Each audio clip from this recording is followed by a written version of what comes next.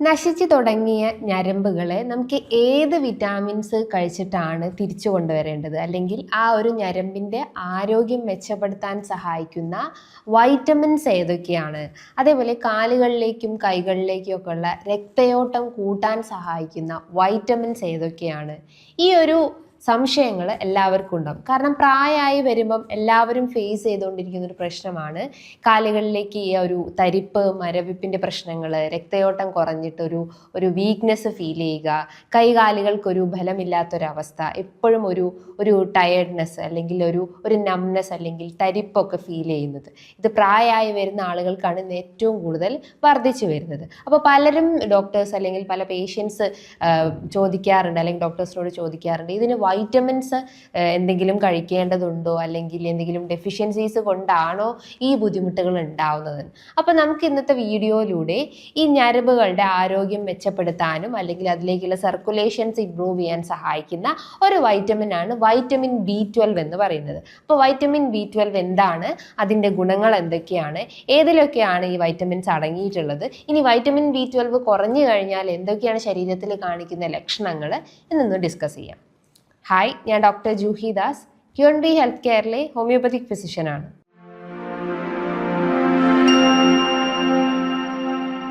%60 ആളുകൾക്കും ഈ vitamin B12 deficiencies ഇന്ന് പഠനങ്ങളിൽ പറഞ്ഞിട്ടുണ്ട്.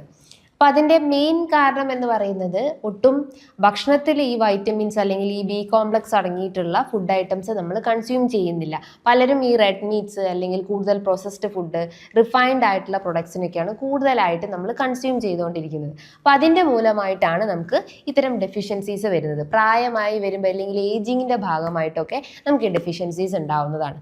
വൈറ്റമിൻ B12 എന്ന് പറയുമ്പം സൈനോകൊബാലമീൻ അല്ലെങ്കിൽ വാട്ടർ സോല്യുബിൾ വൈറ്റമിൻസ്. നമുക്കറിയാം വൈറ്റമിൻസ് തന്നെ 2 രീതിയിലാണ് നമ്മൾ തരംതിരിച്ചിട്ടുള്ളത്. അത് ഫാറ്റ് സോല്യുബിൾ വൈറ്റമിൻസും ഉണ്ട്, വാട്ടർ സോല്യുബിൾ അല്ലെങ്കിൽ വെള്ളത്തിൽ അലിയുന്ന വൈറ്റമിൻസും കൊഴുപ്പിൽ അലിയുന്ന വൈറ്റമിൻസും.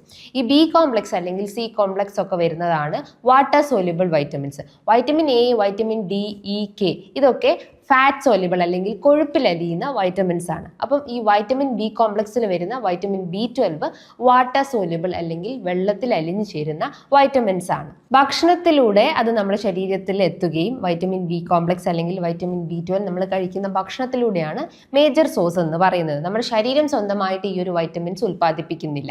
അത് ഭക്ഷണത്തിലൂടെ നമ്മുടെ ശരീരത്തിൽ എത്തുകയും പിന്നെ അത് വൻകുടൽ അല്ലെങ്കിൽ ചെറുകുടലിലൊക്കെയാണ് അത് പിന്നെ അബ്സോർബ് ചെയ്യപ്പെടുന്നത്, അല്ലെങ്കിൽ ശരീരത്തിലേക്ക് ആഗിരണം ചെയ്യപ്പെടുന്നത് ചെറുകുടലിൽ വെച്ചിട്ടാണ്. എന്നിട്ട് സ്റ്റോർ ചെയ്ത് നിൽക്കുന്നത് ഈ ലിവറിലാണ്. അപ്പം ലിവറിൽ എന്തെങ്കിലും ഇൻഫ്ലമേഷൻസോ അല്ലെങ്കിൽ ഇൻഫെക്ഷൻസോ വന്നിട്ടുണ്ടെങ്കിൽ ഓട്ടോമാറ്റിക്കലി ആ ഒരു പേഷ്യൻറ്റിൻ്റെ ബോഡിയിൽ ഈ വൈറ്റമിൻ B കോംപ്ലക്സ് അല്ലെങ്കിൽ B12 ഡെഫിഷ്യൻസീസ് ഉണ്ടാവാനുള്ള ചാൻസസ് ഉണ്ട്.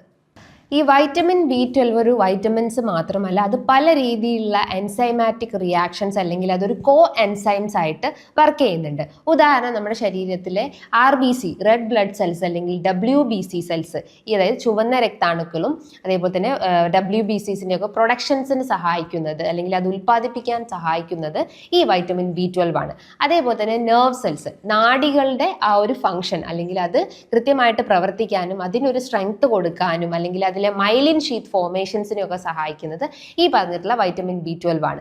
അതോടൊപ്പം തന്നെ നമ്മുടെ ബ്രെയിൻ ഹെൽത്ത് ഏറ്റവും കൂടുതൽ ഇംപ്രൂവ് ചെയ്യാനും ബ്രെയിനിലേക്കുള്ള ന്യൂറൽ സെഗ്നേഷൻസ് അല്ലെങ്കിൽ ന്യൂറൽ കോർഡിനേഷൻസ് ഒക്കെ ആ ഒരു കൺട്രോൾ ചെയ്യാനും അതിനെ സ്ട്രെങ്തൻ ചെയ്യാൻ സഹായിക്കുന്നത് ഈ പറഞ്ഞിട്ടുള്ള വൈറ്റമിൻ B12 ആണ്. അതാണ് പ്രായമായി വരുന്ന ആളുകൾക്ക് ഈ B കോംപ്ലക്സ് ഡെഫിഷ്യൻസീസ് കാണിക്കുന്നതിൻ്റെ മെയിൻ റീസൺസ് എന്ന് പറയുമ്പം അവരുടെ ആ ഒരു ബ്രെയിൻ സെൽസ് അല്ലെങ്കിൽ ബ്രെയിൻ ഹെൽത്ത് ഒക്കെ വളരെ ചുരുങ്ങി പോവുകയും അതിൻ്റെ ആ ഒരു കപ്പാസിറ്റി കംപ്ലീറ്റ് ആയിട്ട് റെഡ്യൂസ്ഡ് ആവുകയും അങ്ങനെയാണ് അവർക്ക് ഈ മെമ്മറി ലോസിന്റെ പ്രശ്നങ്ങളും ന്യൂറോപ്പതി സംബന്ധമായിട്ടുള്ള പ്രശ്നങ്ങളൊക്കെ ക്രിയേറ്റ് ചെയ്യുന്നത്. അതോടൊപ്പം തന്നെ പല രീതിയിലുള്ള ഗ്ലാൻഡുലാർ ഫംഗ്ഷൻസും ഇത് ചെയ്യുന്നുണ്ട്. നമ്മുടെ തൈറോയ്ഡ് ഗ്രന്ഥി, അഡ്രിനൽ ഗ്രന്ഥി, ഇതിൻ്റെയൊക്കെ കൃത്യമായിട്ടുള്ള ഫംഗ്ഷനിങ്ങും ഈ പറഞ്ഞിട്ടുള്ള വൈറ്റമിൻ B12 സഹായത്തോടു കൂടിയാണ്. അപ്പോൾ തൈറോയ്ഡ് ഫംഗ്ഷൻസ് അല്ലെങ്കിൽ തൈറോയിഡിൽ എന്തെങ്കിലും ഡിസ്ഫങ്ഷൻസിങ് ഉണ്ടോ അല്ലെങ്കിൽ ഹോർമോണൽ ഇംബാലൻസ് ഒക്കെ ഉള്ള ആളുകൾ, like hypo thyroidism, hyper thyroidism conditions ഉള്ള ആളുകൾക്കൊക്കെ ഈ പറഞ്ഞിട്ടുള്ള B12 ഡെഫിഷ്യൻസീസ് ഉണ്ടാവാനുള്ള ചാൻസസ് ഉണ്ട്. അതേപോലെ തന്നെ നിങ്ങൾക്ക് small intestinal bacterial overgrowth അല്ലെങ്കിൽ നമ്മുടെ ഗട്ടിൽ കൂടുതലായിട്ടും ഈ അൺനെസസറി ബാക്ടീരിയാസ് വളർന്നു കഴിഞ്ഞാൽ ഓട്ടോമാറ്റിക്കലി അത് നമ്മുടെ ശരീരത്തിൽ ഉണ്ടാവുന്ന ഈ ഡെഫിഷ്യൻസീസ് അല്ലെങ്കിൽ വൈറ്റമിൻ B12 ഡെഫിഷ്യൻസീസ് ഉണ്ടാവാനുള്ള ചാൻസസ് ഉണ്ട്. കാരണം നമ്മൾ സ്മോൾ ഇൻറ്റസ്റ്റൈൻസിൽ വെച്ചിട്ടാണ് ഈ B12 ആഗിരണം ചെയ്യപ്പെടുന്നത്. അപ്പോൾ ഇൻറ്റസ്റ്റൈൻസിൽ നല്ല ബാക്ടീരിയാസ് പ്രസന്റ് അല്ലെങ്കിൽ ഓട്ടോമാറ്റിക്കലി ബോഡിയിൽ ഈ ഡെഫിഷ്യൻസീസ് ഉണ്ടാവാനുള്ള ചാൻസസ് ഉണ്ട്.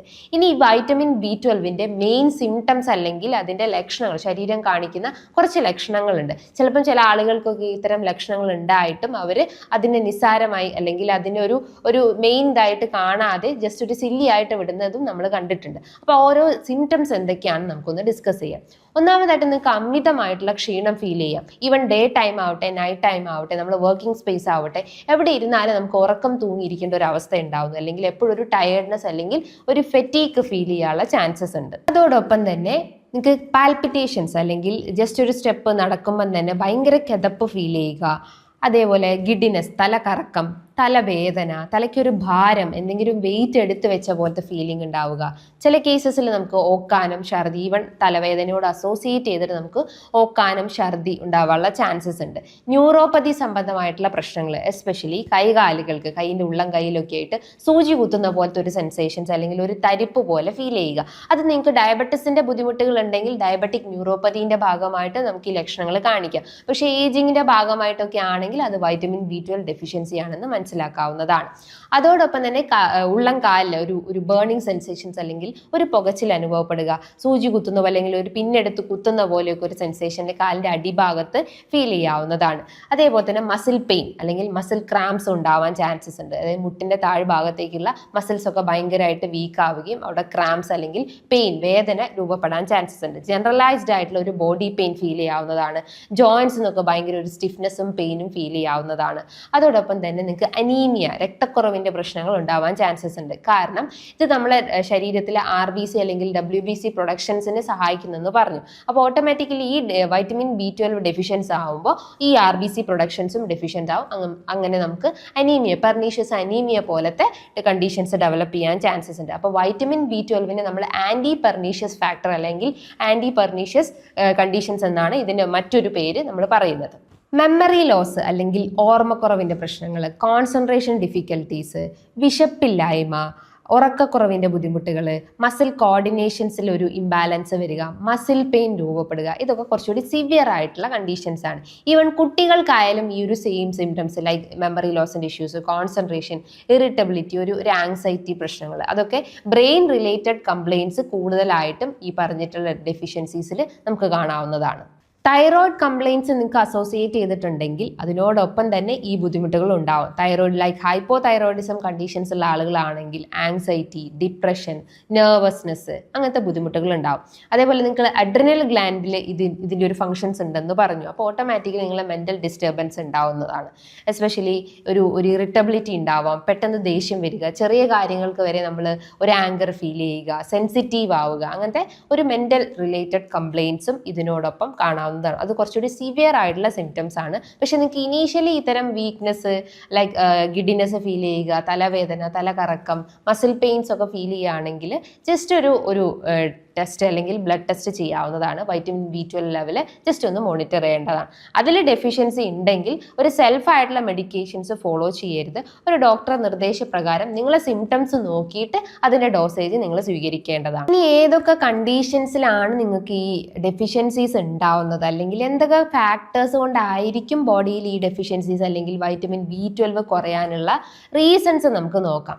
ഒന്നാമത് ഇത് ഞാൻ പറഞ്ഞു, നമ്മളെ സ്മോൾ ഇൻറ്റസ്റ്റൈൻസിലാണ് ഇത് കൂടുതലായിട്ടും ആഗിരണം ചെയ്യപ്പെടുന്നത്. അപ്പോൾ സ്മോൾ ഇൻറ്റസ്റ്റൈൻസിൽ നല്ല ബാക്ടീരിയാസ് ഉണ്ടാവും, ചീത്ത ബാക്ടീരിയാസും ഉണ്ടാവും. അതിൻ്റെ ആ ഒരു ഇക്വിലിബ്രിയത്തിൽ ഉണ്ടാവുന്ന ഡിസ്റ്റർബൻസ് ആകുമ്പോഴാണ് അത് ഓവർ ഗ്രോത്ത് ആവുന്നതും നമുക്ക് ഗട്ട് റിലേറ്റഡ് അല്ലെങ്കിൽ ഗ്യാസ്ട്രിക് ഇഷ്യൂസ് ക്രിയേറ്റ് ചെയ്യുന്നത്. അതിപ്പോൾ ബ്ലോട്ടിങ്, വയറ് വീർക്കുക, ഗ്യാസ് കയറുക, ഏമ്പക്കം, ഓക്കാനം, അങ്ങനത്തെ ഗ്യാസ്ട്രിക് കംപ്ലയിൻസ് പ്രോമിനൻ്റ് ആവുന്നത്. അതിനെയാണ് നമ്മൾ small intestinal bacterial overgrowth അല്ലെങ്കിൽ small intestinal fungal overgrowth എന്ന് പറയുന്നത്.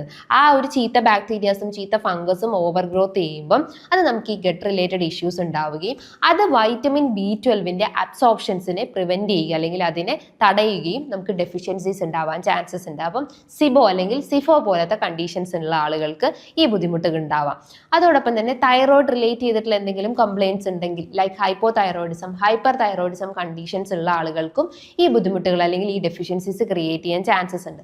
IBS അല്ലെങ്കിൽ ഇറിറ്റബിൾ ബവൽ സിൻഡ്രോം പോലത്തെ എന്തെങ്കിലും ഗട്ട് റിലേറ്റഡ് ഇഷ്യൂസ് ഉള്ള ആളുകൾക്കും ഈ ബുദ്ധിമുട്ടുകൾ ഉണ്ടാവാനുള്ള ചാൻസസ് ഉണ്ട്. അതേപോലെ തന്നെ നിങ്ങളെ ഗട്ടിൽ ഈ ഒരു പൈലോറിക് ഫാക്ടർ അല്ലെങ്കിൽ H. പൈലോറിൻ്റെ പ്രൊഡക്ഷൻ അമിതമാവുക, ഗ്യാസ്ട്രൈറ്റിസ് ഇഷ്യൂസ് ഉണ്ടാവുക, എന്തെങ്കിലും അലർജിക് റിയാക്ഷൻസ്, ഗ്ലൂട്ടൻ റിയാക്ഷൻസ് ഒക്കെ കൂടുതലായിട്ടും ഉള്ള ആളുകൾക്കും ഈ ബുദ്ധിമുട്ടുകൾ ഉണ്ടാവാനുള്ള ചാൻസസ് ഉണ്ട്. അതേപോലെ ആസിഡ് പ്രൊഡക്ഷൻ, ഹൈഡ്രോക്ലോറിക് ആസിഡിൻ്റെ പ്രൊഡക്ഷൻ റെഡ്യൂസ്ഡ് ആവുന്ന കണ്ടീഷൻസിലായാലും ഈ പറഞ്ഞിട്ടുള്ള ഡെഫിഷ്യൻസീസ് ക്രിയേറ്റ് ചെയ്യാനുള്ള ചാൻസസ് ഉണ്ട്. ഏജിങ്ങിൻ്റെ ഭാഗമായിട്ടും അല്ലെങ്കിൽ ഡയബറ്റിസ് ഉള്ള ആളുകൾക്കൊക്കെ ആയാലും ഡെഫിഷ്യൻസീസ് ഉണ്ടാവാനുള്ള ചാൻസസ് ഉണ്ട്. അപ്പോൾ ഈ ഡെഫിഷ്യൻസീസ് കാണുമ്പോൾ നിങ്ങൾ ഡയറക്റ്റ്ലി പോയിട്ട് സപ്ലിമെൻറ്റ്സ് കഴിക്കാതെ അതിൻ്റെ ബ്ലഡ് ടെസ്റ്റ് കൃത്യമായിട്ട് മോണിറ്റർ ചെയ്തിട്ട് അതിനുശേഷം നിങ്ങൾ ഭക്ഷണത്തിൽ കൃത്യമായിട്ടുള്ളൊരു ഫുഡ് ചാർട്ട് അല്ലെങ്കിൽ ഭക്ഷണ രീതികൾ ഫോളോ ചെയ്യാൻ ശ്രമിക്കുക. അപ്പോൾ ഇതിൽ ഏറ്റവും കൂടുതൽ അല്ലെങ്കിൽ വൈറ്റമിൻ B12 ഏറ്റവും കൂടുതൽ അടങ്ങിയിട്ടുള്ളത് ഈ നോൺ വെജ് ഫുഡ് ഐറ്റംസിലാണ്. ലൈക്ക് റെഡ് മീറ്റിലാണ് കൂടുതലായിട്ടും വൈറ്റമിൻ B12 അടങ്ങിയിട്ടുള്ളത്. പോർക്ക്, ബീഫ്, മട്ടണിലൊക്കെ അടങ്ങിയിട്ടുണ്ട്. അതേപോലെ ഫിഷ്, എഗ്ഗിലൊക്കെ അത്യാവശ്യം വൈറ്റമിൻ B12 പ്രസൻ്റ് ആണ്. ഇതിപ്പോൾ നിങ്ങൾ വെജിറ്റേറിയൻസ് ആണെങ്കിൽ നിങ്ങൾക്ക് പനീർ, മഷ്റൂംസ്, അതേപോലെ പയറ് വർഗ്ഗങ്ങളൊക്കെ അത്യാവശ്യം ഭക്ഷണത്തിൽ ഉൾപ്പെടുത്താവുന്നതാണ്. പയറ് വർഗ്ഗങ്ങൾ എന്ന് പറയുമ്പോൾ ചെറുപയർ, കടലയൊക്കെ നന്നായിട്ട് മുളപ്പിച്ച് അല്ലെങ്കിൽ മൈക്രോ ഗ്രീൻസ് ഫോംസിൽ കഴിക്കുകയാണെങ്കിൽ കുറച്ചുകൂടി ബെറ്റർ ആയിട്ടുള്ള അബ്സോർപ്ഷൻ നമ്മുടെ ബോഡിയിൽ ക്രിയേറ്റ് ചെയ്യാവുന്നതാണ്. അതേപോലെ നിങ്ങൾക്ക് അത് സാലഡ് രൂപത്തിലൊക്കെ കഴിക്കാവുന്നതാണ്. പനീറൊക്കെ അത്യാവശ്യം നല്ല രീതിയിൽ കുട്ടികൾക്കൊക്കെ കൊടുക്കുകയാണെങ്കിൽ അത് ഡെഫിഷ്യൻസീസ് എസ്പെഷ്യലി അനീമിയ കണ്ടീഷൻസ് ഒക്കെ നമുക്ക് ക്ലിയർ ചെയ്യാൻ പറ്റുന്നതാണ്. പ്രോബയോട്ടിക്സിൽ ഏറ്റവും കൂടുതൽ വൈറ്റമിൻ B12 അടങ്ങിയിട്ടുണ്ട്. തൈര്, മോര്, യോഗേർട്ട്, അതേപോലെ തന്നെ മിൽക്കിലൊക്കെ നല്ല രീതിയിൽ വൈറ്റമിൻ B12 പ്രസൻ്റ് ആയിട്ടുണ്ട്.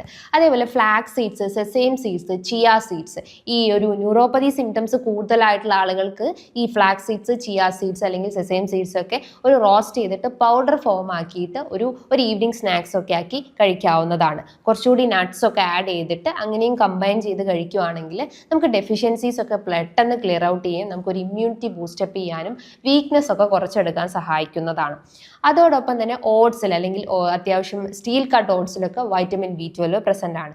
ഈ പറഞ്ഞിട്ടുള്ള ഹോൾ ഗ്രെയിൻസിലായാലും വൈറ്റമിൻ B12 നല്ല രീതിയിൽ പ്രസൻ്റ് ആയിട്ടുണ്ട്. അപ്പോൾ കുട്ടികൾക്കാവട്ടെ മുതിർന്ന ആളുകൾക്കാവട്ടെ ഭക്ഷണത്തിൽ ഈ പറഞ്ഞിട്ടുള്ള whole grains, probiotics, red meat ഒക്കെ നല്ലപോലെ കൺസ്യൂം ചെയ്യാൻ ശ്രമിക്കുക. റെഡ് മീറ്റ് കൺസ്യൂം ചെയ്യുമ്പോൾ നിങ്ങൾക്ക് എന്തെങ്കിലും കണ്ടീഷൻസ് ലൈക്ക് നിങ്ങൾക്ക് ഫാറ്റി ലിവർ കണ്ടീഷൻസോ എന്തെങ്കിലും മെറ്റബോളിക് ഡിസോർഡേഴ്സ് ഉള്ള ആളുകളാണെങ്കിൽ അതിനെ ഒരു കൺട്രോൾ അല്ലെങ്കിൽ അതിൻ്റെ ഒരു ഇൻടേക്ക് പരമാവധി കുറച്ചെടുക്കുക. പകരം നിങ്ങൾക്ക് ചെറിയ മത്സ്യങ്ങളും ഫിഷും എഗ്ഗും ഒക്കെ കഴിക്കാവുന്നതാണ്.